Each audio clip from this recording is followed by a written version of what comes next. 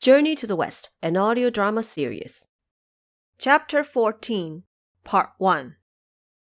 We speak again of Liu Boqing and Tang Sanzang, who were in a panic after hearing a voice shouting, "My master has arrived!" The house servant said, "The one shouting must be that old ape from the stone case by the foot of the mountain." The Grand Guardian exclaimed, "It is him! It is him!" Sanzang asked, "What old ape?" The Grand Guardian explained, "This mountain was formerly called the Five Faces Mountain. It was only because our great Tang Emperor conquered and settled the western border of the nation that it was renamed the Two Frontier Mountain. Years before, I have heard from the elderly that the mountain fell from the skies at the time of Wang Mang's usurpation of Han Dynasty. It trapped a divine monkey underneath, who was unafraid of cold or heat and needed not drink or eat. He had deities of the soil guarding him. They would feed him iron pellets when he was hungry and copper juice when he was thirsty. From that day on till this very moment, he has survived both cold and hunger. The shouts must be coming from him. Be not afraid, elder. Let us head down the mountain to have a look." Sanzang could only obey and dragged the horse back down. They walked no more than a few li before coming up to a stone case. And indeed, within it lied a monkey. His head was exposed with arms reaching out. He frantically waved and yelled, "Master, why are you only here now? I'm glad you arrived. I'm so very glad. Help me out and I will protect you on the way to the West Heaven." The elder came closer to look more carefully, and this was what he saw. The creature had a sharp mouth and sunken cheeks, golden pupils and fire eyes. Moss and lichen covered his face, his skin layered with mud and dust. Fortunately, his eyes could still move, and he produced pleasant sounds from his mouth. Though his speech came out in ease, his body remained unmovable. This was great sage Sun from 500 years ago. Today, his ordeals would reach an end, and he would be freed from the cosmic nets. Grand Guardian Liu indeed had nerves. He approached the monkey and pulled out the growth on his face before asking, "What do you have to say?" The monkey answered, "I haven't got anything to say. Tell that master to come here and let me ask him something." Sanzang asked, "What do you have to ask me?" The monkey said, "Are you sent by the ruler of the land of the East to the West Heaven for scriptures?" Sanzang answered, "I certainly am. Why do you ask?" The monkey explained, "I am the heaven-equaling great sage who wreaked havoc in the heavenly palace 500 years ago. For the crime of deceiving the throne, Buddha trapped me here as punishment. Earlier, by Buddha's edict, Guan Yin Bodhisattva was heading to the land of the East to find a scripture seeker. I asked her to save me. She told me to never become violent again and had me convert to Buddhism. I shall diligently protect the scripture seeker and bring him to Buddha in the West. Once the merit is complete, I will be rewarded. That is why my heart and nerves have been hanging in the air day and night, just waiting for you, master, to free me. I am willing to protect you as a disciple on your way to find scriptures." Sanzang heard his words and his heart was filled with joy. He said, "You may have the good faith and willingness to enter the religion by the instructions from Bodhisattva, but I have no axe or chisel. How am I supposed to free you?" The monkey answered, "You need no axe or chisel. As long as you are willing to free me, I will be able to come out." Sanzang said, "I am willing to free you. How will you come out?" The monkey explained, "On top of this mountain is a strip of note from Ru Lai with golden inscriptions. Just go up there and pull the note off, and I will be able to come out." Sanzang took in his words before turning around to beg Liu Boqing, "Dear Grand Guardian, let's head up the mountain." Boqing remarked, "I wonder if he's telling the truth." The monkey shouted at the top of his voice, "I am telling the truth. I dare not lie." Boqing thereby called up his house servants to rein the horse while he himself helped Sanzang up the mountain once again. After pulling on vines and creepers, they arrived at the very top. There, indeed, were 10,000 rays of golden light and 1,000 wisps of auspicious air. There also lied a large square rock. On it stuck a note with the following 6 characters in gold. Om mani padme hum. Sanzang approached and knelt down. Facing the rock and staring at the golden characters, he bowed several times before praying westward. Your disciple Chen Xuanzang is here seeking scriptures by an edict. Should he be destined to be my disciple, I will pull off the golden inscriptions, save the divine monkey, and we shall witness Spirit Mountain together. If that is not our destiny, this creature is in fact a cunning monster who is here to deceive your disciple, and nothing good will come out of this. I will not be able to pull off the note. After he was done praying, he bowed again. Then he walked up and carefully pulled off the 6 characters. A fragrant breeze blew past and swept the strip of note up in the air. A voice was heard saying, I am the god for the great sage. Today marks the end of his suffering. We shall head back to see Ru Lai and return the slip of note. Frightened, Sanzang, Boqin, and the rest all kowtowed to the sky. They then descended from the high mountain and went back to the stone case, telling the monkey, The note has been pulled off. Are you coming out?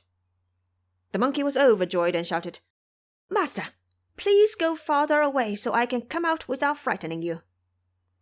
Boqin heard that and brought Sanzang and the rest back eastward.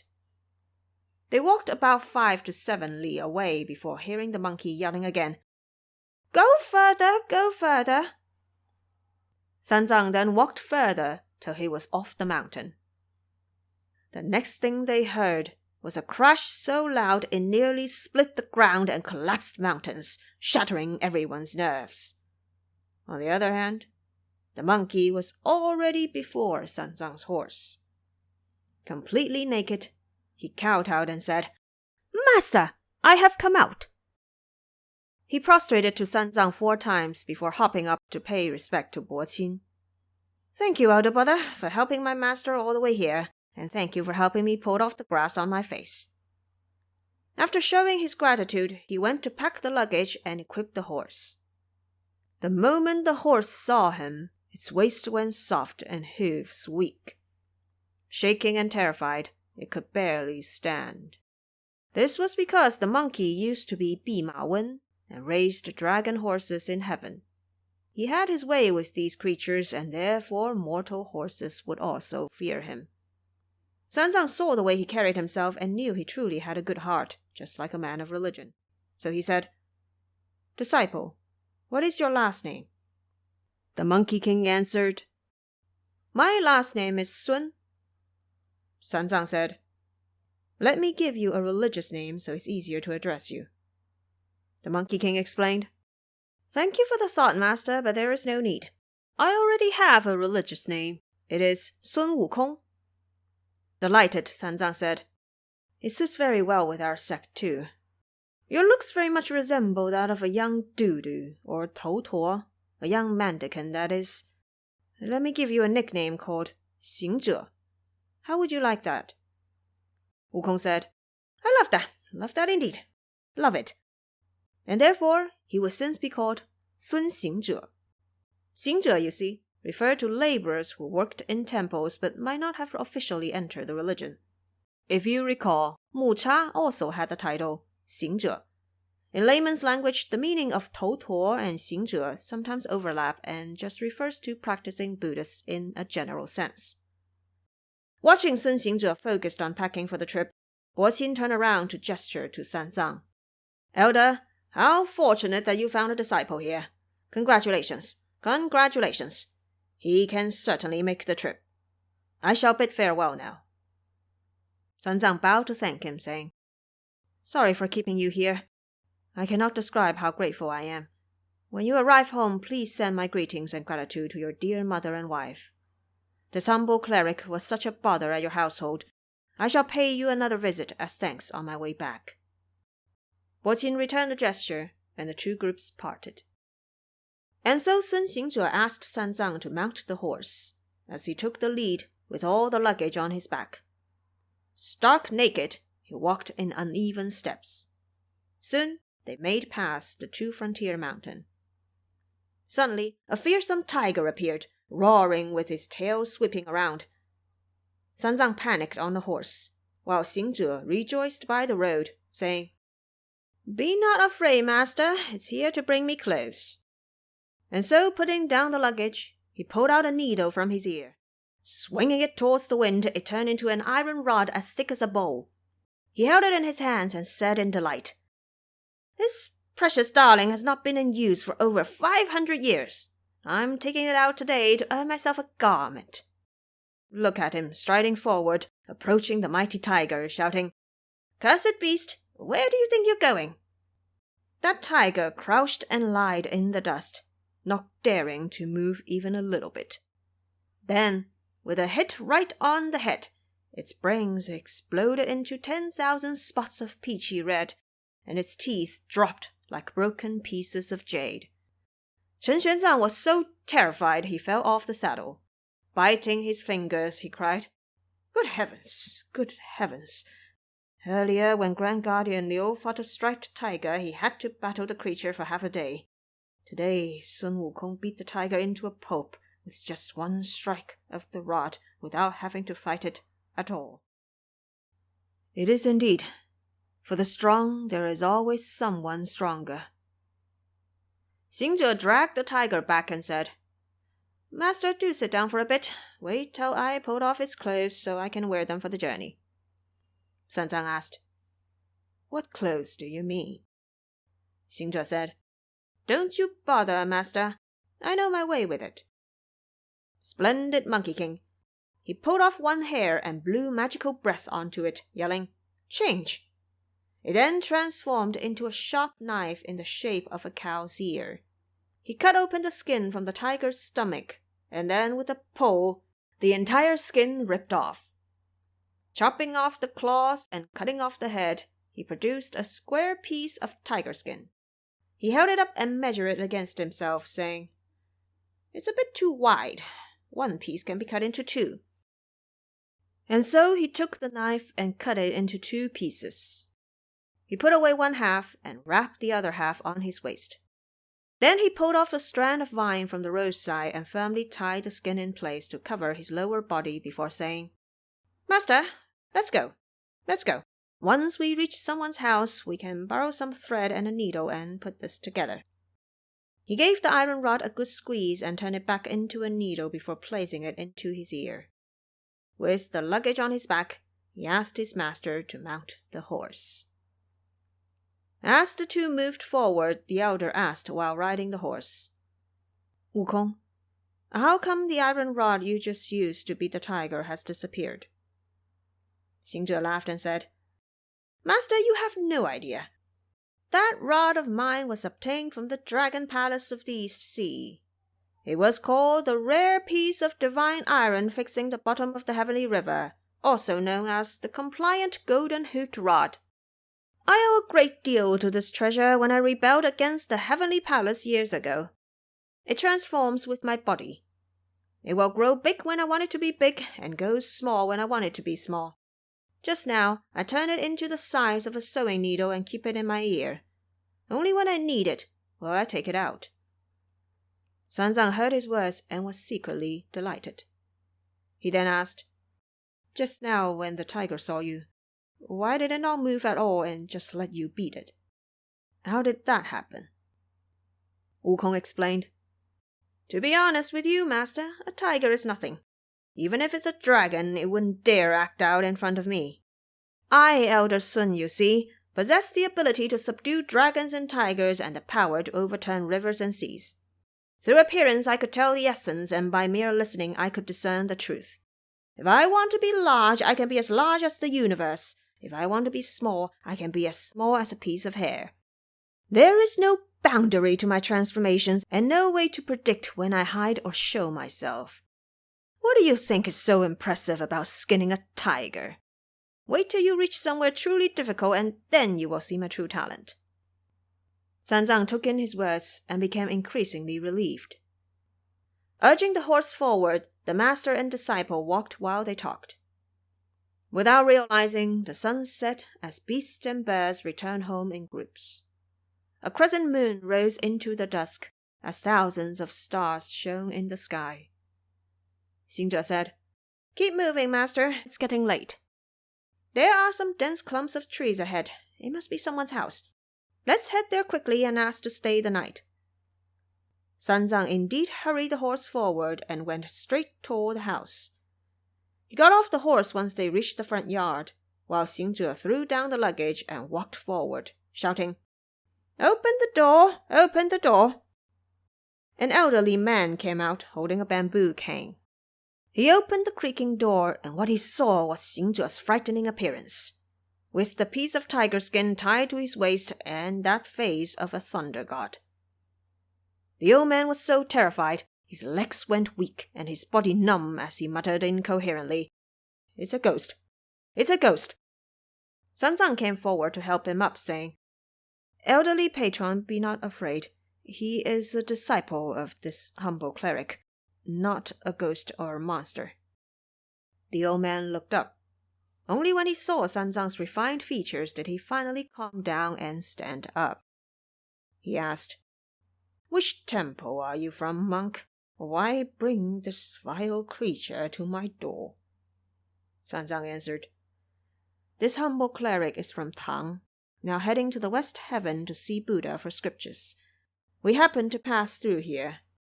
It is getting late, so we pay this visit to ask to stay the night at your respectable residence. We will be on our way before dawn tomorrow morning. We beg that you could help us." The old man said, "You may be a man from Tang, but that vile one isn't a Tang man." Wukong shouted at the top of his voice, "You old fellow have no idea what you're looking at. A Tang man is my master. I am his disciple, and I am no sugar man or honey man either. I am the heaven-equaling great sage. Some of the folks who live here should know me. I have met you before as well." Sugar, you see, is also pronounced Tang in Chinese. Hence Wukong's sudden pun. The old man asked, "Where have you met me?" Wukong asked, "Didn't you collect wood in front of me when you were little? Didn't you pick vegetables from my face?" The old man exclaimed, "This fellow is not making any sense. Where did you live and where do I live? No way I could have collected wood or picked vegetables in front of you." Wukong said, "Whoever is not making sense shall be my son. You simply can't recognize me anymore. I am the great sage who was caught in the stone caves below the two frontier mountain. Have a closer look and see if you recognize me." The old man only then realized and asked, "You do look a bit like him. But how did you get out?" Wukong then told the old man in great detail of how Bodhisattva converted him to the side of good and instructed him to wait for the Tang monk to pull off the note and free him. Only then did the elderly man bow down and invite the Tang monk inside. He also called out his elderly wife and his children to come meet them. Having exchanged everything that took place, everyone was full of joy. The host then served tea. Once that was done, the old man said to Wukong, "Great sage, you must be pretty old." Wukong asked, "How old are you?" The old man answered, "In my senile ways, I have grown to be 130. Xingzhe remarked, "That puts you in the generation of my grandson or great-grandson. I can't quite remember the year I was born. However, speaking only of my time under the mountain, it has been over 500 years. The old man said, "Certainly. That is certainly the case. I do remember hearing from my grandfather about the mountain falling from the sky, trapping a divine monkey underneath. It wasn't until now that you're finally freed. When my younger self saw you, you had grass on your head and mud on your face. I wasn't afraid of you then. Now there is no more mud on your face and no more grass on your head. You seem skinnier. And with that large piece of tiger skin covering your waist. How different are you from a monster?" Everyone heard his words and burst into laughter. The old man was indeed kind and immediately arranged a vegetarian meal. After they ate, Wukong asked, "What is your family name?" The old man answered, "This humble household goes by the name Chen." Sanzang heard this and instantly left his seat. Gesturing as a sign of respect, he said, "The elderly patron belongs to the same illustrious clan as this humble cleric." Xingzhe asked, "Master, your last name is Tang. How come you share the same clan as him?" Sanzang explained, "My secular family is also named Chen. We come from the talent-assembling manor in the town of Hongnong, which lies in Haizhou of Tang Dynasty. My religious name is Chen Xuanzang. It is only because Emperor Taizong of the Great Tang gifted me the title of royal younger brother and the name Sanzang that my last name was assigned to be Tang. That is why I am also known as Tang Seng, the Tang monk." The old man learned that they were from the same family and grew even happier. Xingzhe said, "Old Chen, since I'm bothering your family anyway, I haven't bathed in over 500 years. Could you boil some hot water so the two of us could wash ourselves? I will thank you even more when we leave." The old man soon had water boiled and brought out basins and candlelight. When master and disciple were done bathing, they sat before the light, when Xingzhe said, "Old Chen, there is one more thing I would like to bother you with. Please lend me needle and thread." The old man said, Certainly, I've got them." He then had his wife bring a needle and thread and hand them to Xingzhe. Xingzhe was very observant. He saw his master taking off a short white robe, which he didn't put on after bathing. So he pulled it over and put it on himself. Then he took off the piece of tiger skin and sewed it into a pleat with what we call the horse face folds, where the center area of the garment is flat and without folds. Wrapping it around his waist and fastening it with the vine, he walked up to his master, saying, "Elder son is dressed up like this today. How do I look compared to yesterday?" Sanzang commented, Very nice indeed. The way you look is just like a Xingzhe." He then added, "Disciple, if you do not mind how worn out it is, you can wear the robe from now on." Wukong gestured in gratitude. "Thank you for the gift. Thank you very much." He then went to find some grass to feed the horse. By now, all the tasks have been complete, and so master and disciple, along with the old man, went to rest.